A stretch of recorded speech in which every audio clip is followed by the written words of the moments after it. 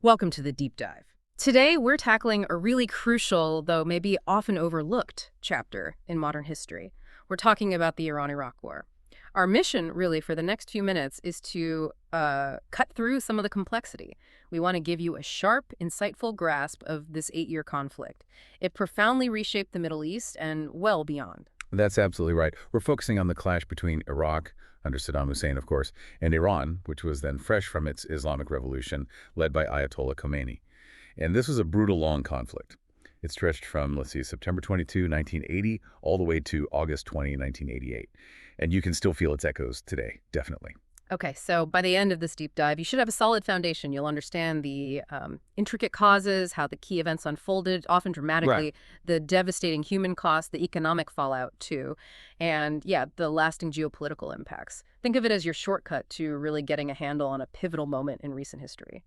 So where do we start? I mean, why did these two neighbors plunge into such a, well, devastating war? Well, fundamentally, you have to look at the deep-seated issues. There are long-standing border disputes, real animosities there. And the most critical point, the real flashpoint, was the Shatt al-Arab River. It's this vital waterway you see. It's the main route to the Persian Gulf for both countries. Right, so access is key. Exactly. Control over it, navigation rights. This had been a source of bitter arguments for decades. Okay, and then came 1979, a huge shift in Iran, the Islamic Revolution. This wasn't just a change of government, it was a total transformation, monarchy to Islamic Republic. How did Saddam see this happening right next door? Iraq and Saddam specifically saw this as a moment where Iran was incredibly weak, vulnerable, almost chaotic internally. And Saddam had these huge ambitions, right? He wanted to expand Iraq's power, become the dominant force in the Middle East. So he saw an opportunity. Precisely. An opportune moment. He figured Iran was fractured by the revolution, maybe ripe for a quick strike. He could seize territory, maybe finally secure the Shatt Arab, assert his regional dominance. It was a calculated gamble. Turned out to be a disastrous one, but that was the thinking. So the war didn't just, explode overnight. It unfolded in stages, often brutally. How did the conflict actually spiral? Right. It started with a massive Iraqi offensive in 1980. Very ambitious.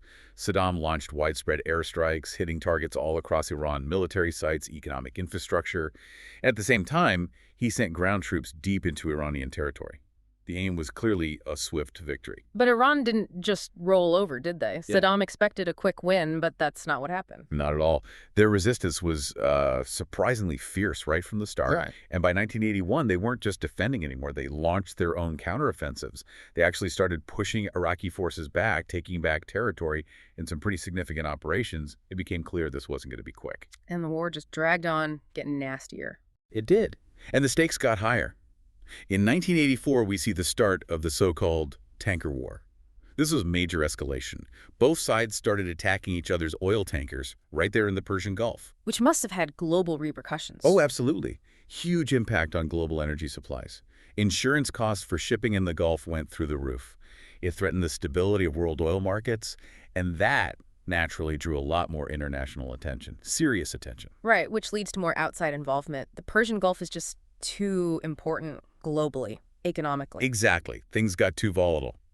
By 1987, you had the United States, for instance, sending warships into the region, officially to protect shipping lanes, but it signaled this growing international concern about where the war was going, its broader impact. And eventually it did end. How? Well, after years of just brutal stalemate, horrific casualties on both sides, the United Nations managed to broker a ceasefire. That was in August 1988. UN Security Council Resolution 598. It took persistent diplomatic effort, but finally, the fighting stopped. Though, importantly, it didn't really resolve the underlying issues. Okay, so let's talk about the scale of this thing. The military forces involved and the sheer human cost. What did the armies actually look like during the 80s? Well, population-wise, Iran was much larger, around 40 million people compared to Iraq's roughly 17 million. But Iraq militarized incredibly rapidly. Its army ballooned from maybe 200,000 at the start to over 1 million soldiers by the war's end. Huge expansion. And Iran. Iran also grew massively from about 100,000 regular army troops initially to also around 1 million by the end. They relied heavily on the Revolutionary Guards, the Pasdaran, and vast numbers of besieged volunteer forces. Very ideologically driven. What about equipment? Air power, tanks? In the air, Iraq probably had the edge in numbers. About 550 combat aircraft, mostly Soviet MiGs, French Mirages. Iran had maybe 450 planes, largely U.S.-made from before the revolution. F-14s, F-4s, F-5s. Those F-14 Tomcats were very advanced, but keeping them flying without U.S. parts and support was a massive, constant struggle for Iran. A real Achilles heel. Definitely. And with tanks, Iraq had a clear advantage too, something like 5,500 tanks versus maybe 2,000 or so for Iran. And then there's the chemical weapons aspect, a truly grim feature of this war. Yes, horrifyingly so. While there were accusations against both, the evidence is overwhelming, particularly the scale of use points to Iraq.